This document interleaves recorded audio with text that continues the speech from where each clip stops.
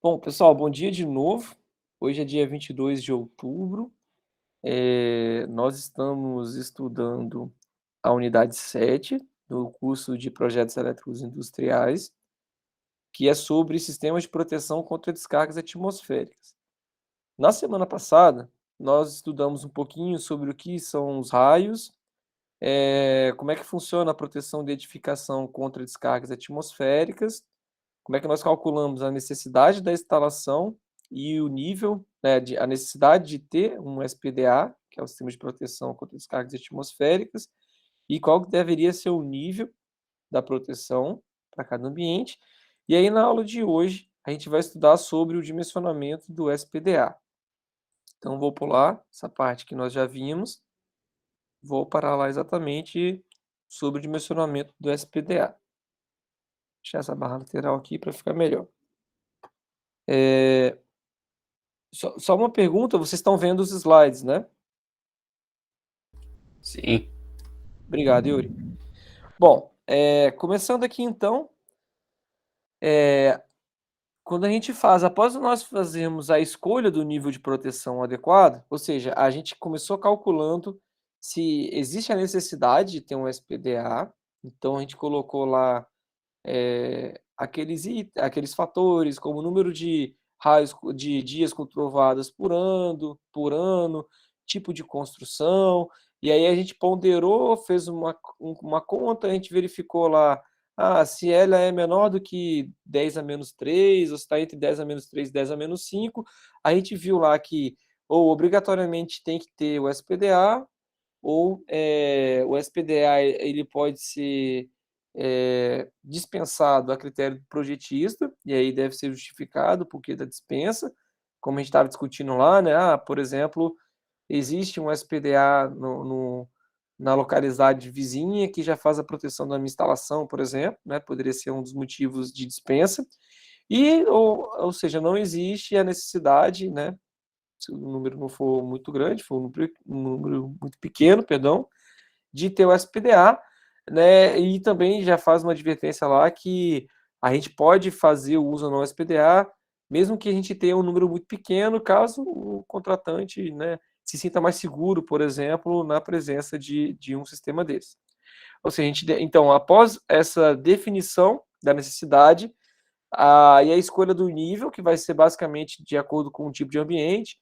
É uma escola, um local, uma entidade pública, é um local que trabalha com confecção de pólvora, por exemplo, que utiliza pólvora, fogos de artifício, por exemplo, né? Ou seja, dependendo do tipo de local, nós vamos ter um nível de proteção diferente.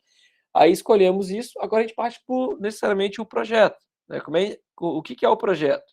O projeto consiste em nós dimensionarmos um chamado subsistema de captores, que é onde vai fazer a captação do raio, né, onde o raio que está sendo descarregado lá pelas nuvens vai entrar em contato com a instalação do SPDA, né, não a instalação física mesmo, né, preferencialmente. O chamado subsistema de condutores de descida, que são os condutores responsáveis por interligar esses captores que estão lá no teto da instalação, com o aterramento, né, né, então o subcondutor de descida, ele liga os captores ao subsistema de aterramento. Além disso, acho que alguém está querendo entrar aqui na sala, Vitor. Bom, além disso, posteriormente, devem ser tomadas medidas para chamadas equalização de potenciais e proteção contra surtos, tá? De maneira que a gente consiga proteger a instalação elétrica da nossa planta, né? Ou seja, para garantir que mesmo que um raio que se incida, né, no SPDA, ele não prejudique a instalação elétrica, né, como a queima de alguns equipamentos, por exemplo, da instalação devido à incidência do raio. Alguém fez alguma pergunta? Escutei um barulhinho. Não, foi só o Vitor dando um bom dia. Opa, valeu, bom dia, Vitor. Bom, então o sistema de captores ele tem a função de receber os raios que incidam sobre o topo da edificação, e distribuir, né, essa energia dos raios pelas descidas projetadas. Os captores, eles podem ser hastes, eles podem ser cabos esticados, eles podem ser condutores no formato de malha, e eles podem ser elementos da própria estrutura também, como aquelas estruturas que têm, por exemplo, o teto metálico ou aquelas treliças de aço. Independente do método que é utilizado, deve ser previsto um condutor de captação ao longo de todo o perímetro da edificação para a proteção da borda, né, ou seja, no parapeito, por exemplo, do teto deve ter um condutor, né, por toda essa borda para poder fazer a sua proteção. A quantidade de posicionamentos captores, ela pode ser determinada utilizando 3 diferentes métodos, que é o primeiro chamado método de Franklin, que era muito utilizado antigamente, né, e que hoje a maior parte das instalações utiliza o segundo, que é o método da gaiola de Faraday. E nós temos também o terceiro, que é um método um pouco mais recente. Quando eu falo mais recente, não é novo de agora, né, mas é mais recente que os outros, que é o chamado método eletrogeométrico. A gente vai ver como é que funciona cada um deles. O primeiro, o método de Franklin, ele consiste de uma haste metálica, que é o captor. Ela tem esse formato aqui, essas três hastezinhas pequenininhas lá na ponta dela, que está posicionada a uma determinada altura do solo ou do teto da edificação, por exemplo, e que vai ser ligada à terra por condutores elétricos, né, pelos condutores de descida, chegando lá ao subsistema de aterramento. Para a gente determinar qual que é a área de proteção desse método, a gente desenha um cone, partindo do topo do captor, né, com um raio até a sua base, que vai ser definido pelo ângulo alfa. E esse ângulo alfa, ele está relacionado com o nível de proteção da nossa instalação. Então, quanto pior for a situação, né, ou seja, quanto mais proteção a nossa instalação pede, menor vai ser esse ângulo, o que representa dizer que um único captor consegue proteger uma área menor, né, em relação à base de onde ele está instalado. Se a gente tem uma clara altura da haste e a gente tem esse ângulo alfa, trigonometria basicona aqui, né, a gente consegue determinar qual que é esse raio de proteção aqui embaixo, e aí a gente consegue calcular se fazer o cálculo inverso, digamos assim. Se eu tenho um raio que eu quero proteger, né, que seria, por exemplo, o topo de uma edificação, e eu sei o ângulo alfa, de acordo com o nível de proteção que eu quero, eu consigo determinar qual que deve ser a altura de instalação do mastro onde fica conectado o captor. Aqui tem um sistema elétrico, que é só uma figura para entender como é que funciona o cálculo, né? Que é um sistema mais real, digamos assim, que tem os conectores onde são fixados os condutores de descida, sinalizador, né? Porque esse para-raio aqui ele fica a uma determinada altura, então algum equipamento que voa, né? Tem que conseguir visualizar que tem um obstáculo ali, né, no caso para-raio. Lá em cima, o para-raio tipo Franklin, né, que tem essas 3 pontinhas com essa haste aqui no meio, que é o captor, né, utilizado no Franklin. E aí aqui o mastro, onde é fixado o captor, né, e todos os outros detalhes de instalação de um para-raio desse. Então, basicamente, o que nós temos é o que está sendo representado nessa figura aqui, né? A gente vai lá no topo de uma instalação, coloca um para-raio lá tipo Franklin, e aí é quando a gente desenha esse cone, para garantir que a instalação foi protegida, toda ela deve ficar inclusa no cone que você fez, né, quando colocou aquele captor lá em cima. Então, se a instalação, dependendo das dimensões dela, pode ser que você tenha aqui, e do ângulo alfa, né, que você tenha que elevar bastante esse captor para conseguir prover uma proteção para aquela instalação como um todo.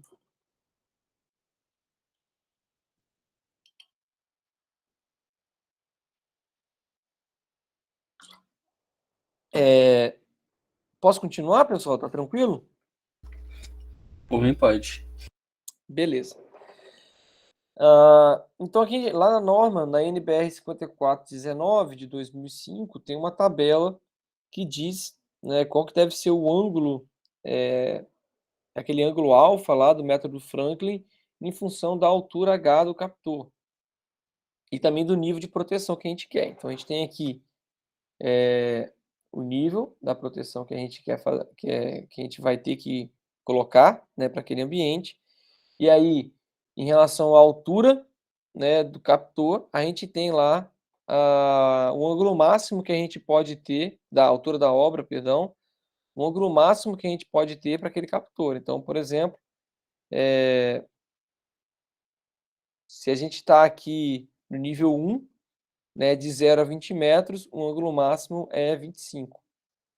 Aí assim a gente faz para os outros níveis aqui, para alturas diferentes. Aí a gente tem o método da gaiola de Faraday. E aí, para fazer a aplicação desse método, a gente deve utilizar uma malha de cabos esticados sobre a cobertura. E aí, para determinar o tamanho máximo daquelas malhas, nessa figurinha da direita aqui, que vocês estão vendo, esses retângulos aqui construídos pelos cabos, né, e pelas hastes, a gente utiliza uma tabela da norma também, que vai estar lá de acordo com a malha, com a classe, perdão, do SPDA, se é o nível de proteção 1, 2, 3 ou 4, o tamanho máximo da malha que a gente pode montar. Quanto menor o nível, maior deve ser a proteção, menor vai ser a malha, vai ter mais cabo posicionado e captores posicionados lá em cima da nossa instalação. Esse aqui é muito utilizado na escola, por exemplo, aqui na escola, a gente utiliza esse método de proteção, né, que é utilizado, que é chamado da gaiola de Faraday.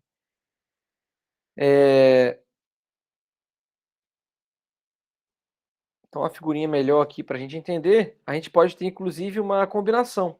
Por exemplo, aqui nessa figurinha, a gente tem aqui um método de Franklin, né, principalmente protegendo essa parte mais alta aqui no meio da instalação.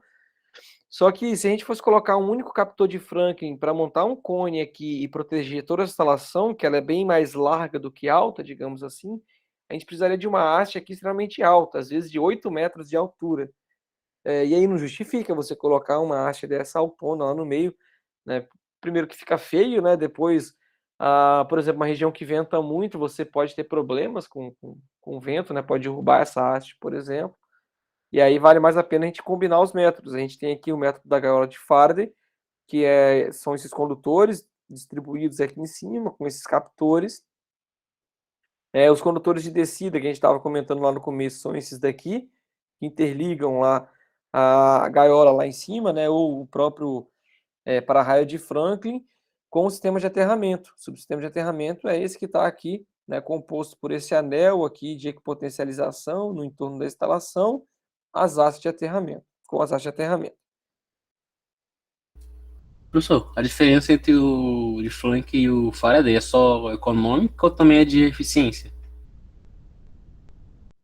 Rapaz, não tenho dados para te falar qual que seria mais ou menos eficiente, e não em termos de... talvez você está pensando na eficiência, tipo assim, qual que tem mais chances de um raio, se eu proteger um raio de Franklin do que no gaiola de Faraday, não é isso? Sim. Eu não sei te dizer se existe algum estudo comparando a eficiência dos métodos, tá? O que eu quero dizer, o que eu sei dizer é exatamente naquele sentido que eu estava falando. Às vezes você vai escolher um método que vai ficar muito caro para você fazer ele ser funcional naquela instalação, entendeu? Ou seja, seria uma haste muito alta, por exemplo. Entendi. Então é uma questão de visibilidade. Colocar uma muito alto, aí você combina ou você bota um outro, né? Exatamente. O que normalmente faz nas instalações, por simplicidade, tá? Principalmente em obras muito grandes, igual aqui na escola, por exemplo, é fazer com gaiola de Faraday, porque é mais fácil de instalar. Você não precisa ir lá no. Às vezes você nem tem um ponto central na instalação onde você consegue fixar uma haste. Vamos supor que é só telhado lá no meio, por exemplo, né? E aí o que você faz construir a malha ali em cima, obedecendo essas dimensões aqui, de acordo com o nível de proteção. Entendeu, Yuri? Sim, entendi. Beleza. E aqui, puxa, minha fonte está com mau contato aqui, aí a tela vai ficar piscando um pouquinho. Mas vamos lá. E aí a gente tem também o chamado método eletrogeométrico, tá? Ou também conhecido como método da esfera rolante, né? Vocês vão entender o porquê da esfera rolante. Ele consiste numa esfera imaginária que tem um raio R, cujo raio é determinado pelo nível de proteção. Quanto mais seguro deve ser, né? Quanto menor o nível 1, por exemplo, menor vai ser o raio da esfera, que a gente vai ver que vai representar, no final das contas, uma maior quantidade de captores distribuídos na instalação. Então, ele consiste da gente imaginar essa esfera de raio R,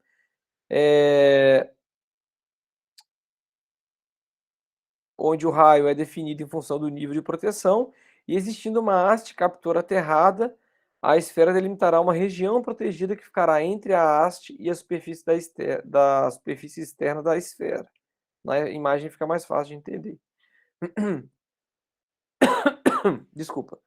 Então, se a gente pegar essa esfera aqui, com raio R, né, centralizada numa haste aqui, e a gente rolar essa esfera por essa haste, né, a gente vai ter aqui uma área de proteção, que é essa área que está aqui embaixo. E aí, quanto maior é o raio, né, maior é a área que você considera que você está protegendo com aquela esfera. Né? E quanto menor o raio, obviamente, né, menor vai ser a área que você está protegendo. Ou seja, se você tem uma esfera de raio pequeno, você vai precisar de mais hastes para poder proteger, né, criar uma área de proteção que proteja, né, toda a sua instalação. Aí nós temos as dimensões mínimas de condutores e captores, né? Ou seja, considerando lá a gaiola de Faraday, por exemplo, ou o método da esfera rolante, aqueles captores que ficam lá no teto da instalação, se eles forem de cobre, eles devem medir no mínimo 35 milímetros quadrados, o captor, né? E o seu condutor de descida, de 16 milímetros quadrados, para estruturas de até 20 metros, né? Por isso que tem um asterisco aqui. Estruturas mais altas que isso, no caso da primeira linha, tem que ser de 35 milímetros quadrados. E o eletrodo de aterramento, que é aquele que fica no solo, lá embaixo, deve ser de no mínimo 50 milímetros quadrados. Se o material do captor, né, ou do condutor for de alumínio, aí você já tem que aumentar o diâmetro bastante, ele passa a ser no mínimo 70 milímetros quadrados, com um condutor de descida de 25, e não é permitido, em hipótese alguma, a gente ter um eletrodo de aterramento de alumínio. Se por acaso você utilizar como material o aço, né, que acaba ficando mais em conta, o captor ele deve ter no mínimo 50 milímetros de bitola, 50 milímetros quadrados, né? O condutor de descida deve ser de 50, né? E aí vale o asterisco aqui também, né? Se for mais do que 20 metros, esse cara aqui deve ser... não, esse cara aqui é o próprio 50, né? Se fosse o de alumínio anterior, que eu não falei, seria 70 milímetros quadrados. E o eletrodo de aterramento, ele deve ter no mínimo 80 milímetros de bitola, né? Caso seja o nível de proteção 5, ou 4. Desculpa. Sendo o nível de proteção de 1 a 4, ele sendo do material de aço. Né? Então, o subsistema de condutores de descida, retornando àquela figurinha que nós vimos ali há pouco, ele é composto exatamente por esses condutores que ligam lá os captores, né, aquela malha que nós temos lá em cima, ao nosso anel de aterramento lá embaixo, ou aos captores, aos eletrodos de aterramento. Em edificações com altura superior a 20 metros, ele cumpre também a função de receber descargas laterais. Cumpre está errado, tá, pessoal? Cumpre a função de receber descargas laterais. Ou seja, quando a gente tem um prédio muito alto, por exemplo, né, as incidências de raios que podem vir lateralmente, não necessariamente no captor que está lá em cima, ela tem uma grande possibilidade delas incidirem sobre esses condutores de descida também.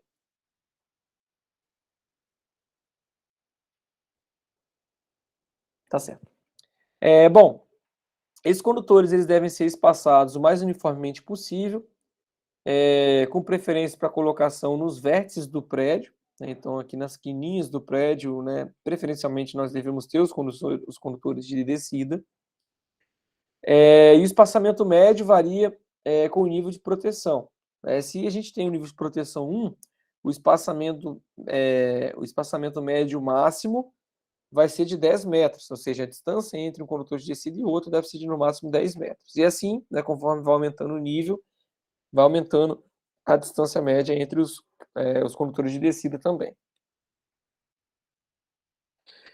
Em grandes edificações, com largura superior a 40 metros, deverão ser previstas descidas também no interior da edificação. Deixa eu voltar a figurinha aqui. Além dessas que correm pela lateral da edificação, deverão ter condutores descendo, né, por exemplo, aqui pelo meio da própria edificação. E além disso aqui, tem algumas características que a gente pode destacar. Tá? Aqui eles devem ser, primeiro, retilíneos e verticais, garantindo um caminho mais curto até o terra. Segundo, que os cabos deverão ser protegidos contra danos mecânicos até uma altura de 2,5 metros do solo. Se vocês perceberem aqui na escola, vou botar outra figurinha aqui, ou seja, anterior, desculpa. Quando esses condutores eles estão descendo aqui, essa parte final da descida, 2,5 metros do solo, vai ter aqui uma tubulação, normalmente, onde esse condutor de descida vai entrar e vai ficar protegido até a haste de aterramento lá embaixo, no solo. Eles devem manter uma distância de pelo menos 50 centímetros das aberturas. Aberturas, entende-se por abertura, porta, janela e sacadas, ou seja, esses condutores que descem aqui não podem estar mais próximos do que 50 centímetros das janelas, por exemplo, para evitar que alguém, né, durante uma descarga, né, possa entrar em contato com o condutor, caso essa pessoa esteja na janela, que não é recomendável, né, mas pode acontecer. E toda descida deverá ter um conector de medição disponível.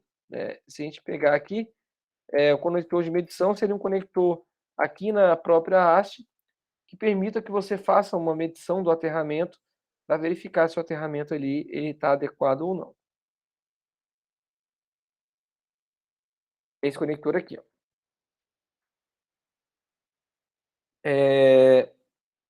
Em caso de construções não combustíveis, como por exemplo a alvenaria, né, a madeira é uma construção combustível, os condutores poderão ser instalados diretamente sobre a parede ou até mesmo embutido sobre o reboco. Eles podem ficar escondidos nesse caso, porque a corrente alta que vai passar ali não corre o risco de incendiar, né, algum combustível utilizado na construção. No caso de madeira, né, não pode ser feito em hipótese alguma a descida dessa forma. Os condutores devem ser interligados por meio de anéis horizontais, sendo o primeiro anel de aterramento e outros a cada 20. Ou seja, se a gente pegar um prédio aqui, a gente vai ter um anel de aterramento lá no solo, e depois a cada 20 metros de altura, a gente deve ter um anel interligando, né, todos os condutores de descida. Isso aqui vai garantir a chamada equipotencialização, ou seja, deixar todo mundo sobre o mesmo potencial, o que vai favorecer, nesse caso aqui, a distribuição da corrente da incidência do raio para fazer a drenagem pelo solo.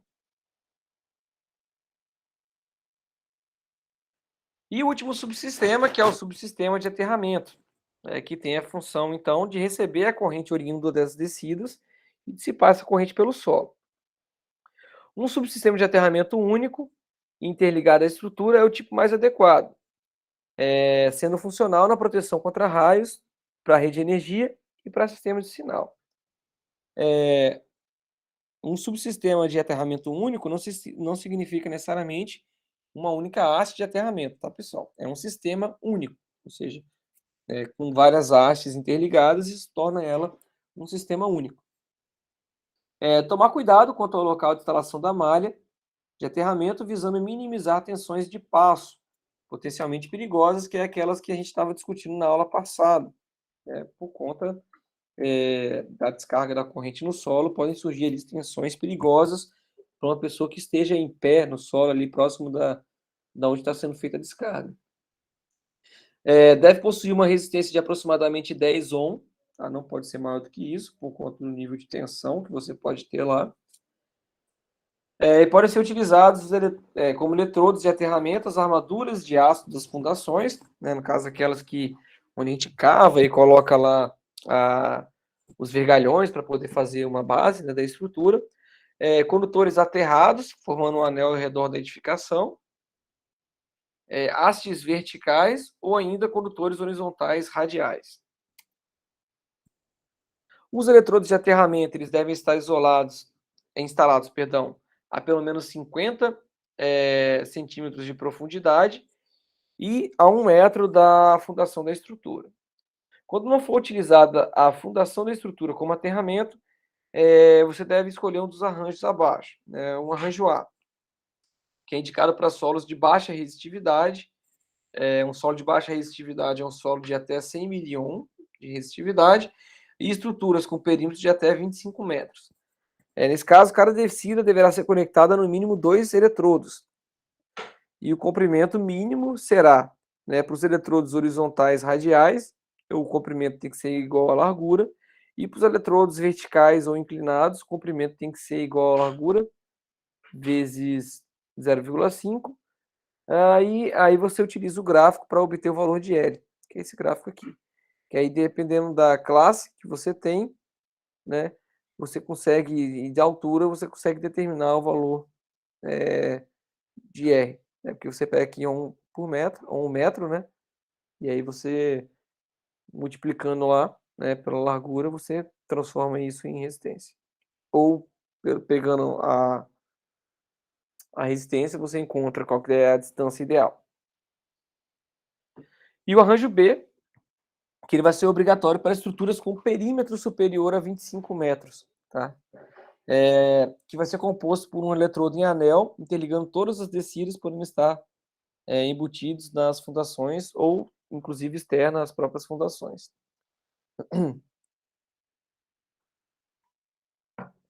E aí, nesse caso, a gente pode utilizar também o cobre, o alumínio, o aço galvanizado e o aço inox. E aí aqui a gente tem as seções mínimas, né, para cada um dos materiais que você pode utilizar e também a espessura mínima.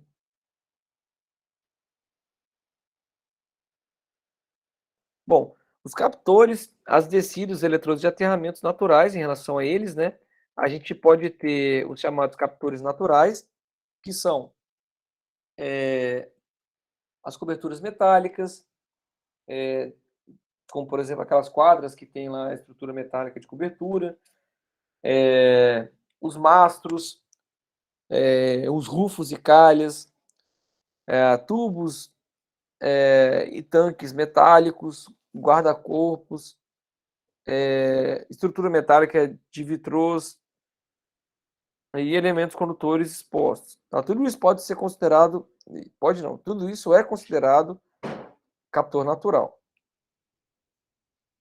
São consideradas descidas naturais, ou seja, que podem ser utilizadas para interligar os sistemas de captores com os sistemas de aterramento, os pilares metálicos da construção, os elementos de fachada, claro, aqueles que têm perfis e suportes metálicos, as tubulações metálicas, né, exceto tubulação de gás, né, gás e eletricidade não combinam, né, então, por favor, nunca liguem um cabo, né, de energia em uma tubulação de gás, e as armaduras de aço da própria estrutura.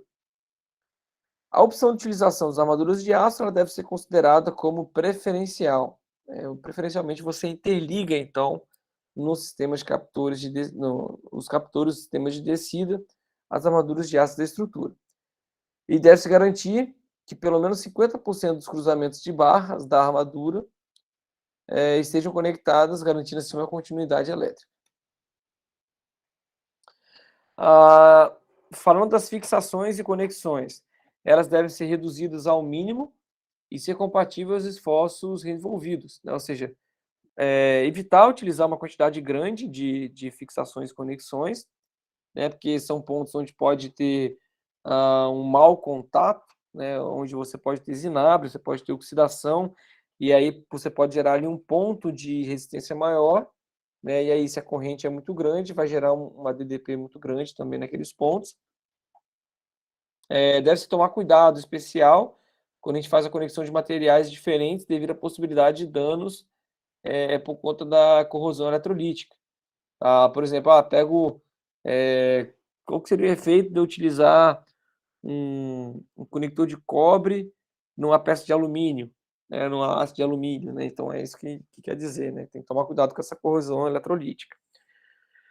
E sempre verificar a fixação dos condutores e captores, tá? Então, um SPDA, quando você faz numa indústria, por exemplo, você deve ter uma rotina de manutenção, né, anual ou bianual, por exemplo, aonde são verificadas essas conexões, né, porque caso ocorra a incidência de um raio, né, e você tem uma conexão mal feita ou já está frouxa, né, alguém mexeu ali, sei lá, você pode ter um ponto de potencial muito grande, inclusive tornando o seu SPDA perigoso, ao invés de ser algo seguro para sua instalação, ele torna perigoso, porque uma vez que ele pode drenar a corrente de um raio ali, pode ter um potencial muito alto, que vai eletrocutar todo mundo que está encostado numa parede, por exemplo. Ah, em relação à equalização de potencial, né, ela visa diminuir os riscos de incêndio, explosão e choques elétricos. Deve ser instalado no mínimo uma barra de equipotencialização próxima ao quadro geral de baixa tensão e devem ser conectados a essa barra de potencialização, aterramentos da instalação elétrica, de telefonia e de outros sistemas de sinais, como por exemplo, e também instalações metálicas, as massas e as armaduras metálicas da instalação. Então, isso vai garantir que tudo isso fique sob um mesmo potencial elétrico. E a partir dessa barra é feita a interligação à malha de terra, né? Então a barra de potencialização ela está ligada também à malha de terra. Já os tecidos do SPDA são ligados diretamente à malha de terra, não devendo passar para a barra de potencialização. Então a gente tem aqui uma figurinha de exemplo. A gente tem lá em cima desse prédio aqui um captor Franklin, tá?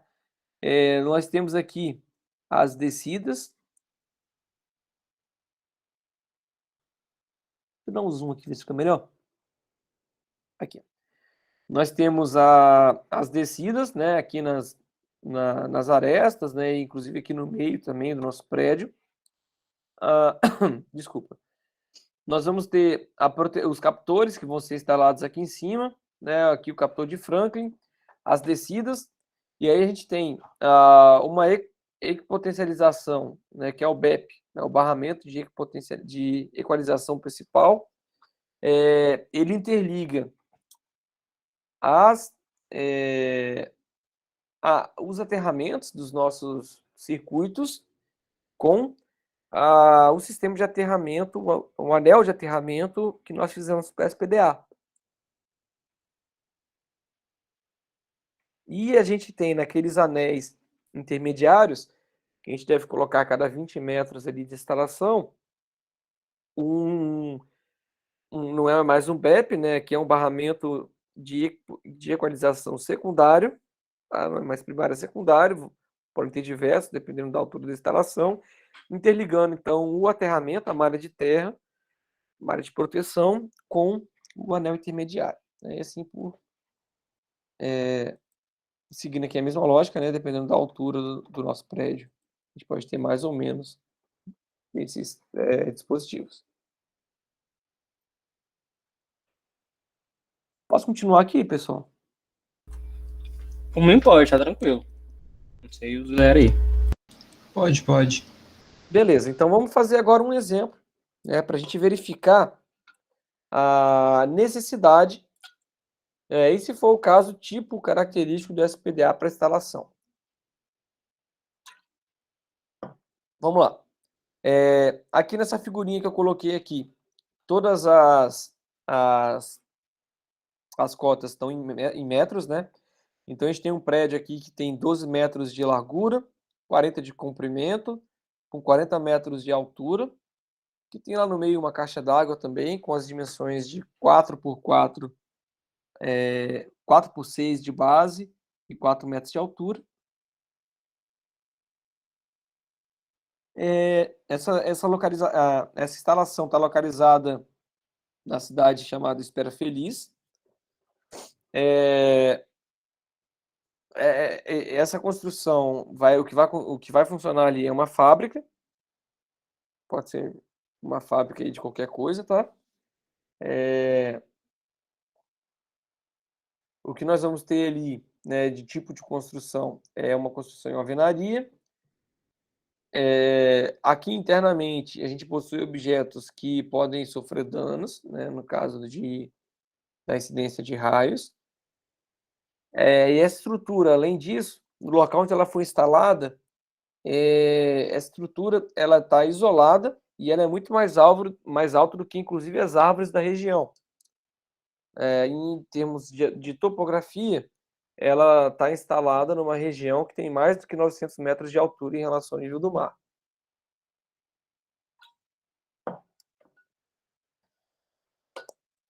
Espera aqui. Deixa eu só voltar aqui, que eu acho que deu problema. Agora foi. Então a gente começa calculando o nosso NG, né, que é o número de descargas por quilômetro quadrado por ano. E aí, na verdade, a gente não precisa necessariamente calcular, porque lá naquele site do Grupo Elat, lá do INPE, que a gente viu na aula passada, basta digitar lá o nome da cidade, nesse caso que eu tirei um print, né? A cidade é Espera Feliz.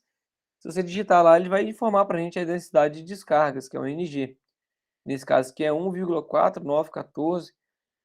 Professor, precisa pegar esse número grandão? Sim, porque como a gente vai multiplicar por números grandes lá, vai fazer diferença aquele monte de casas ali depois.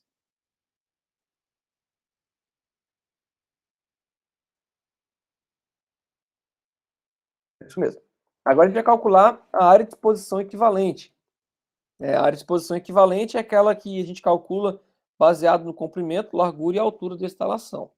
Então, substituindo aqui largura, comprimento e altura pelos dados do desenho, a gente chega aqui a uma área equivalente de 9.666, aproximadamente, metros quadrados.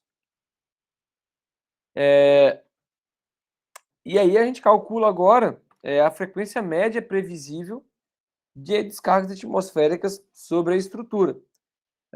Esse cálculo a gente faz multiplicando a densidade de descargas, que é o NG, pela área de exposição equivalente, por 10 a menos 6, desculpa. Fazendo essa conta aqui, né, multiplicando esse negócio todo aqui, a gente chega que para essa construção aqui, nós temos um ND, né, a frequência média previsível de descarga, de 0,014 descargas atmosféricas por ano.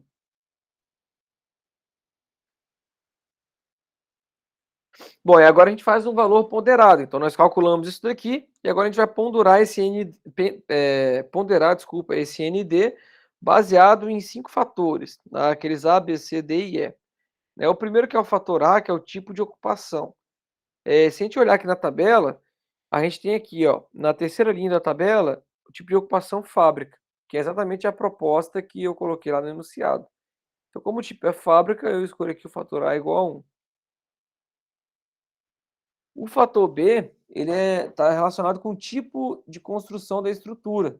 Lá, de novo, no enunciado a gente fala que ela é uma estrutura em alvenaria. Então, se a gente olhar aqui, estrutura em alvenaria, fator B também deve ser igual a 1. O fator C, ele está relacionado com o conteúdo da estrutura e efeitos indiretos das descargas atmosféricas. Tá? Se a gente olhar aqui, na segunda linha, eu tenho aqui, ó, estruturas industriais e agrícolas contendo objetos particularmente suscetíveis a dano, que é exatamente o que a gente colocou lá no enunciado, né, conteúdo, possui objetos suscetíveis a danos. Então, nesse caso, o fator C é 0,8. O fator D, que é em relação à localização da estrutura, a gente vai se enquadrar aqui na terceira linha, que é uma estrutura completamente isolada ou que ultrapassa no mínimo 2 vezes a altura de estruturas ou árvores próximas, que foi outro dado que eu passei lá. Isso nos dá um índice do fator D de 2. E no fator E, nós vamos relacionar então a estrutura com a topografia.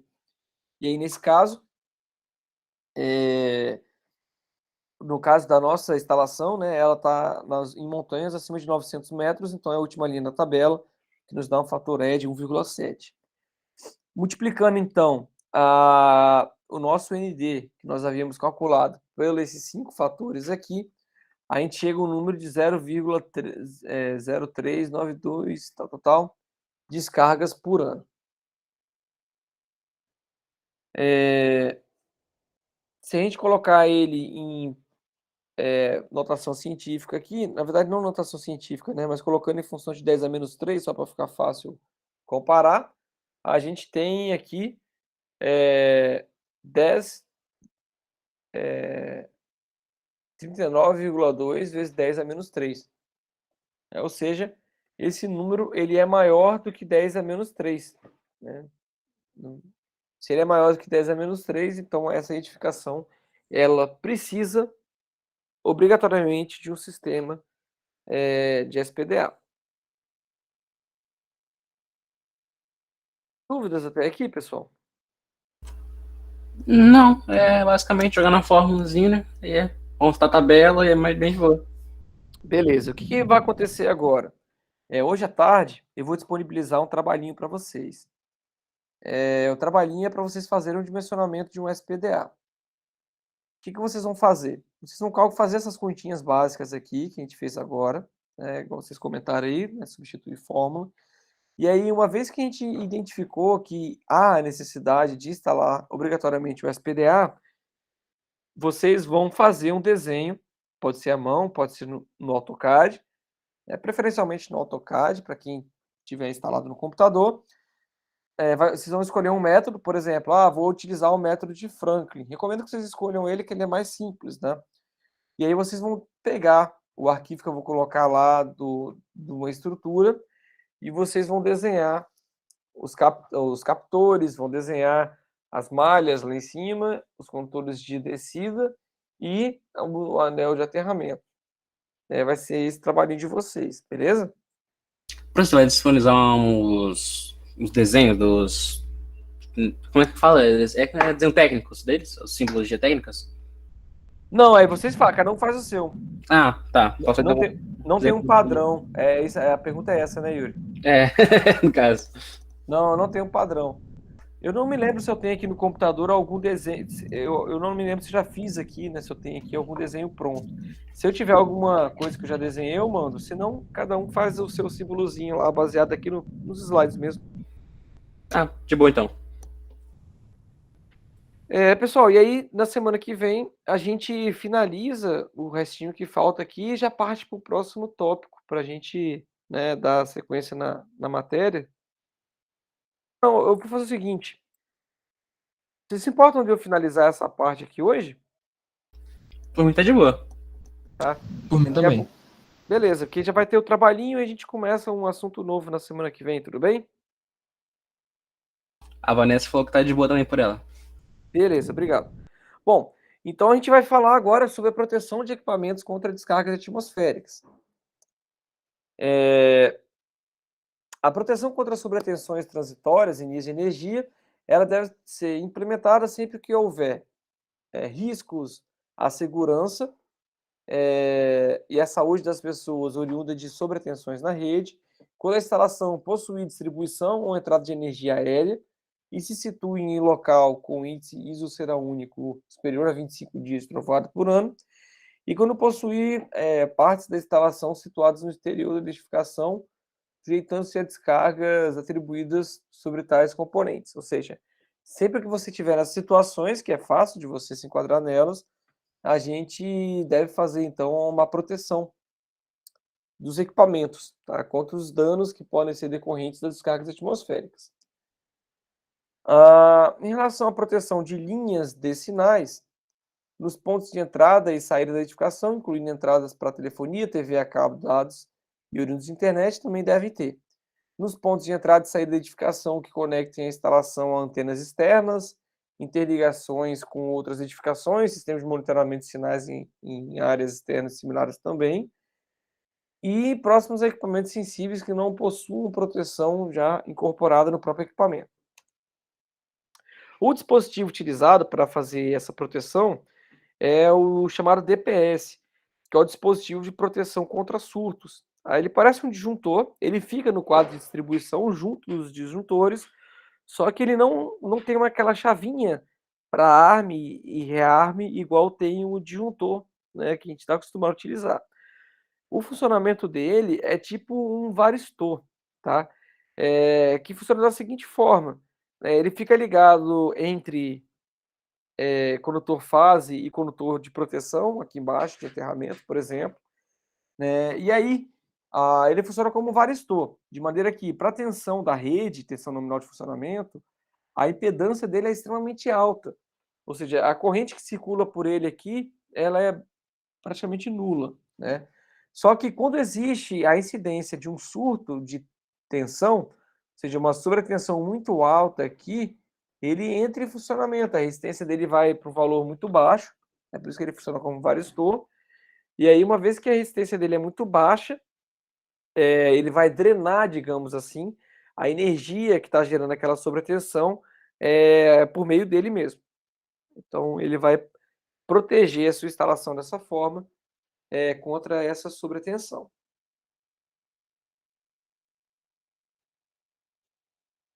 E da proteção das linhas de energia, né? Que aí, no caso, como é que a gente usa o DPS para fazer a proteção das linhas de energia, tá? É sempre indicado uma chamada proteção em cascata, que é quando a gente coloca diversos DPS, né, em todos os trechos da instalação, como nessa figura aqui, ó, lá no ponto de medição, tem um DPS instalado, aí depois lá no quadro de distribuição geral tem o DPS instalado, e depois lá no próprio equipamento, junto do equipamento, a gente coloca também um DPS instalado, né? Em locais onde nós temos um índice de serão único muito alto, ou seja, tem uma chance muito grande de ter a incidência lá de um raio na linha, né, na própria linha de energia, por exemplo, é interessante que você sempre siga essa cascata aqui. Entretanto, é bom verificar com a concessionária, porque a instalação do DPS no quadro de medição depende da autorização dela. Só a concessionária mexe dentro do quadro de distribuição. Esse quadro, ele, inclusive, ele é lacrado, né? Toda vez que a concessionária vai lá. E você não pode mexer no seu interior.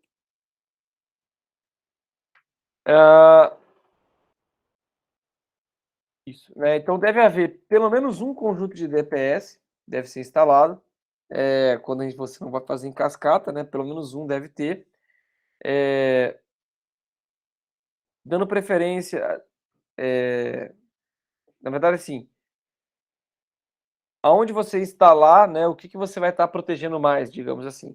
Se você instala no quadro de distribuição geral, né, a função ali principal vai ser proteção contra sobretensões de origem externa. Né, o que vem da rua, né, vai ser desviado no DPS do quadro de distribuição geral. No ponto de entrada da linha de edificação, vai proteger contra sobretensões causadas por descargas diretas na edificação. E para esse DPS, os tipos de ligação são o esquema 1, quando a linha elétrica não possui neutro, ou esse é aterrado, via barramento de equalização principal, que é o BEP, no esquema 1, né? Nos esquemas 2 e 3. Vocês estão me ouvindo, gente? Sim. Deu uma falhada aqui para mim, foi mal. Então, para esse tipo de DPS, a gente tem dois tipos de ligação. No esquema 1, é utilizado quando a linha elétrica não possui neutro, ou se este é aterrado via barramento de equalização principal, que é o BEP. E nos esquemas 2 e 3, utilizados quando a linha elétrica possui o neutro e esse não é aterrado via BEP. Então aqui a gente tem alguns esquemas diferentes. Ó. A gente pode ter uma rede trifásica, os 3 DPS interligados, eles são interligados com um condutor de proteção e também um condutor, né, que interliga o BEP com condutor de proteção e aterrado. A gente tem uma linha lá com os DPS ligados à rede, um condutor que funciona como proteção em neutro, né? Esse aqui é o esquema 1, e aí a gente tem aterramento lá com o BEP. A gente tem aqui na direita 2 condutores de proteção e de neutro, né? Mas que também estão interligados com o BEP.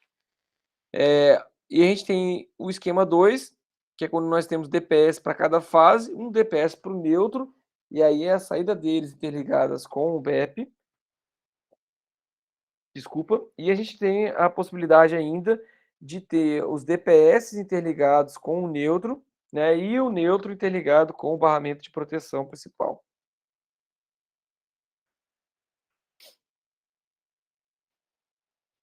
Para conjuntos de DPS adicionais, a gente pode ter esquemas TNS, TT com neutro, ou UIT com neutro, e deverá ser utilizados esquemas 2 e 3. Tá?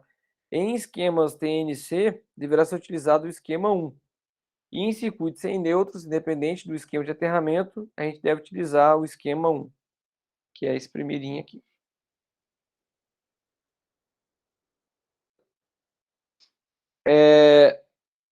E aí tem alguns critérios que a gente deve observar para poder conseguir fazer o dimensionamento desses circuitos, tá? Ou desses DPS, tá? Primeiro, o nível de proteção, que é o UP. Para tensões 127, 220 volts, tá? 127 fase neutro, 220 volts fase, deve ser igual ou menor a 1,5 kV.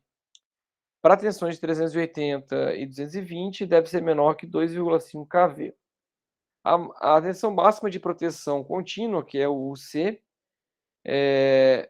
o valor deve ser igual ou superior ao indicado na tabela, em função do tipo de ligação e esquema de aterramento.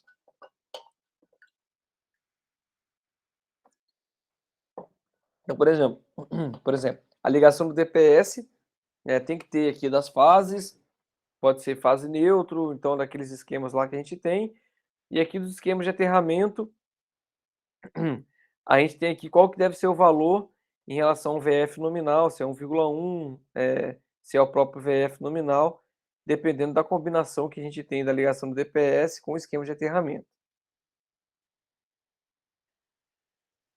Deve suportar sobretensões temporárias, como que acontece, né, no caso das incidências de raios, por exemplo, e a corrente nominal de descarga e a corrente de impulso deverá obedecer às situações. Né? A primeira, situação 1, o DPS para proteção contra sobretensões oriundas da linha externa de alimentação e de manobra deve obedecer aos mínimos abaixo. Né? Se estão no esquema de ligação, tanto faz 1, 2 ou 3, se a rede é monofásica ou trifásica, a corrente nominal desses DPS deve ser maior do que 5 kA. Agora, se ele está sendo utilizado o esquema 3, para o protetor ligado entre o neutro e o de proteção, só voltar aqui, entre o neutro e o de proteção, esse DPS que está aqui embaixo,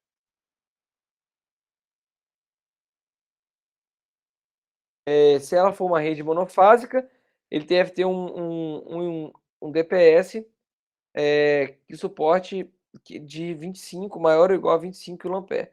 Se for trifásica, ele deve ser maior ou igual que 50 kA. E a situação 3, que é o DPS utilizado para proteção nas duas situações anteriores.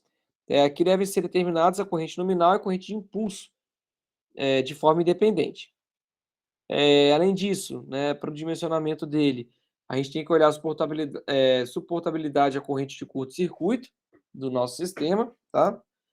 E a coordenação entre diversos dispositivos instalados em cascata. Né? Caso você instale alguns dispositivos em cascata, você deve coordenar os valores dele para que eles funcionem adequadamente, dependendo de onde você tem a sobretensão. Bom, aqui algumas recomendações, tá, quanto à sua instalação. Deverá ser prevista a proteção contra a sobrecorrente para o DPS, visando eliminar um curto-circuito causado por falha do dispositivo. O DPS deverá possuir indicação de falha ou deficiência por meio de indicador de estado ou de dispositivo de proteção. Tá? Isso normalmente tem no próprio dispositivo, tem uma escotilhazinha que você consegue ver isso. E os condutores de ligação ao DPS deverão ser o mais curto possível, sendo o comprimento máximo permitido de 50 centímetros. E só para finalizar aqui, em relação à proteção em linhas de sinal, tá? Para entrada de telefonia provida pela concessionária, instalado no distribuidor geral, Para TV a cabo, é instalado junto ao barramento de potencialização principal. Para antenas externas, vem instalado junto ao BEP mais próximo, sendo feita a proteção nas duas extremidades do cabo. E aí, uma observação é sempre verificar as características do DPS exigidas pela norma para cada um desses casos acima. Bom, pessoal, e aqui a gente finaliza, então, o estudo sobre os SPDAs, tá? E aí, provavelmente vocês vão fazer o trabalho, vão ter algumas dúvidas, né? Assim espero. E na semana que vem a gente já conversa sobre as dúvidas a respeito do trabalho, tudo bem? Ok. Bom, se ninguém tem nenhuma pergunta, eu vou finalizar a nossa aula por aqui. Pode ser, pessoal? Tranquilo, professor. Fica de boa pra mim. Então, beleza, pessoal. É, de Obrigado boa. pela participação de vocês, por terem participado aqui da aula também. Ok, só bem. Então, eu gravei aqui, hoje mais tarde em casa eu coloco ela no YouTube e coloco lá no ar, para quem não pôde assistir, beleza? Tranquilo. De boa, professor. Valeu, viu? Valeu, pessoal. Abração para vocês aí. Bom final de semana. Valeu, Você Blenda. também. Valeu todo mundo. Tchau, tchau, gente. Tchau, tchau.